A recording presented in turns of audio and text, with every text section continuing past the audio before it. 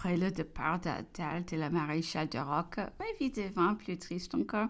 Retenu jusqu'à là par la présence de mes amis, mon mari ne garda plus à leur déménagement et c'est plus afficher notre désunion et appeler à la curiosité publique sur nos différends. Il ne venait plus chez moi qu'à l'heure du dîner par les grands escaliers et redescendait immédiatement après. Il allait seul au spectacle, donner le soir chez lui des petits concerts où mesdames étaient invitées et d'où j'étais exclue. Je supportais avec patience toutes ces bizarreries, je les souffrirais en silence tant qui restait en cachet aux yeux du monde. Que faire à présent que j'allais être exposé à ces jugements? Dans son impartialité, dans sa justice même, il devait me croire coupable. J'aurais moi-même apporté ces jugements sur une autre dans une position semblable. Imaginons que Marie cherche à perdre sa femme peut l'unique plaisir de la perdre et sans l'apparence d'une preuve contre elle. Toutes ces réflexions me mettaient au désespoir. Prisonnière dans ces pas légers, n'osais plus même recevoir mes jeunes dames sorties de mon appartement pour visiter celle qui aurait été malade, une valet de chambre qui avait suivi un émigré français pris peu monsieur vieux. Il couchait toujours dans mon antichambre et écrivait combien de fois mes jeunes dames. Entrant chez moi, je l'ai souvent aperçu sous prétexte de porter du bois son camp en demandant, soulever des rideaux, de croiser pour voir si quelqu'un n'était pas derrière. J'avais l'air de ne rien remarquer, je savais assez du portillon des ordres. Que j'eusse été trop humiliée de m'entendre répéter par un valet, Madame de Beaupère trouva ce même homme caché chez mes enfants. Elle criait pour eux, écoutait son devoir d'en parler à mon mari, qui les fit éloigner pendant quelque temps. Et des fois, seul avec mes enfants, l'un sur mes genoux, l'autre à côté de moi, où j'ai composé une triste romance, où j'ai pleuré en les impressant. L'aîné me regardait avec un air attendri, malgré son jeune âge. Il semblait deviner ma douleur. Sa tendresse pour moi était inconcevable. Le roi l'appelait je peux le placer près de lui, mais il ne voulait pas me quitter. Je l'ai engagé. Je lui présenté que son père serait fâché contre lui. Il me prenait la main et se serrait près de moi. Je voyais l'air sérieux de mon mari. Il me vint dans l'idée de lui dire « Ton père sera fâché contre moi ». Il courut aussitôt avec un empressement qui me toucha. Lorsqu'une personne dans le salon faisait prier quelques talons et recevait des applaudissements, il s'approchait tout doucement de moi et me disait « Chante aussi, maman, pour montrer comme tu chantes bien. » On jure que j'étais accablée de tristesse. J'ai entendu dire tout bas à son frère qui voulait rejoindre sa nourrice. « Reste avec maman, elle pleure. » Elle a du chagrin. Ce peu de mots me rendit tout mon courage. « Voilà ma consolation !» m'écriai-je en le pressant tout contre mon cœur. Le ciel est juste, tout est compensé dans le monde. Voilà où mon bonheur est placé. Il ne manquera jamais. Dans d'autres instants, la réflexion aggravait ma peine. Le monde me câblait. Me disais-je, mes enfants sont trop jeunes encore pour me juger. Le mal qu'on dira de moi pourra peut-être jeter de tendresse.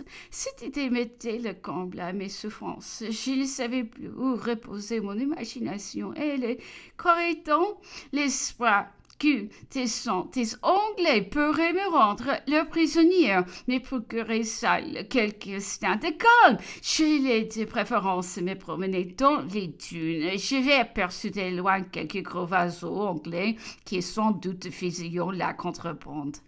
J'ai laissé ma voiture sur la grande route, seule avec mes dames. Je me prochais de la mer et semblais m'exposer à des uns. En me plaçant ainsi à la portée de mes ennemis, je me figurais qu'ici, me prenant, ils me mettraient dans une tour, mais que j'aurais des livres, des crayons, et qu'au moins je pourrais respirer. On n'attaquerait plus ma réputation, et quoique séparés de mes enfants, ils seraient élevés à me chérir. et à me respecter. Telle était ma perspective la plus douce. Mais si je venais à considérer la jeunesse de mes enfants, transposée ou malade et privée de mes soins, alors je rejetais loin de moi ces idées folles et chimériques. Je me résignais encore à souffrir après quelque temps d'une fille qui s'est consumée ainsi dans les tourments et dans les larmes. Mon mari monta chez moi une lettre de l'empereur à la main. Il était fort troublé. « Vous serez-vous plainte de moi ?» me dit-il. « Voyez ce que mon frère m'écrit. Suis-je assez malheureux ?» J'ai lu les reproches suivants. J'apprends la manière dont vous traitez votre femme. Tout ce qui vous entoure en est scandalisé. Je voudrais vous en voir comme il y a. On attend à Paris. Vous serez trompé et peut-être plus heureux. Mais je vous ai donné une femme vertueuse et vous ne savez pas l'apprécier. Je rendis la lettre à mon mari en l'assurant que je n'avais porté de plainte à personne et que d'ailleurs il voyait tout ce que j'écrivais. À l'empereur, c'est donc l'ambassadeur de France, reprit-il avec humeur. Je ne le recevrai plus chez moi.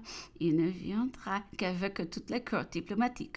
Mais qu'à justice osez dire que je vous traite mal. Écrivez, je vous prie, à mon frère qui n'en est rien.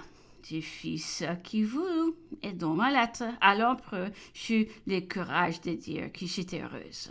Une chose fort extraordinaire, c'est que quelque temps après, les journaux anglais répéteront les reproches que l'empereur avait adressés au roi. Se sont conduits envers moi, ce qui prouve que les secrétaires de mon mari n'étaient pas tout français. Je ne sais s'il fut sensible à ces procédés de ma part d'étouffer mes justes sujets de plainte, mais j'eusse porté encore une seconde à gendre des tourments. Il monta au soir par l'escalier dérobé qui communiquait de sa chambre à la mienne et me fit entendre que mon existence et que ma réputation étaient entre ses mains. « Je vous aime, me dit-il. Vous le savez, mais je suis honteux de jouer le rôle tellement malheureux de ma femme. Donnons l'exemple des mœurs, de l'union la plus tendre. Je serai encore à vos genoux, mais vous devez toutes les occasions devant le monde donner des preuves de votre amour pour moi. Honnête femme, quand aime son mari. Je ne puisse pas vous tromper, lui dis-je. J'ignore quelles sont les marques ostensibles de l'amour qu'on doit montrer à son mari. Je ne ferai jamais que ce qui me paraît très bien. Quant à l'attachement que je vous dois, votre conduite l'a aliéné. Je suis loin de mon pays, de ma famille, de mes amis. Je n'ai que vous ici. Soyez bon pour moi, et je vous aimerai. On ne peut en un jeu oublier tant de souffrances. Soyez comme un père, je n'ai besoin. Donnez-moi un peu de véritable amitié, et mon cœur ne vous sera pas fermé. Je l'ai cru touché de l'accent de vérité que je mettais à lui demander plus de justice, car il s'écria « Ah, Hortense, vous seriez parfaite si vous m'aimiez, mais nous pouvons être encore heureux, si vous voulez. Je désire ardemment me recommander avec vous, mais à une seule condition, c'est que vous m'avouerez les fautes que vous avez pu commettre. » Je m'y mis à sourire. « Bon Dieu, lui dis-je, si je ne l'ai pas fait, ce n'est pas à cause de vous, c'est parce que j'étais heureuse de n'avoir rien à me reprocher. » Je ne puis croire, répétait-il. À vous et moi, tout est pardonné.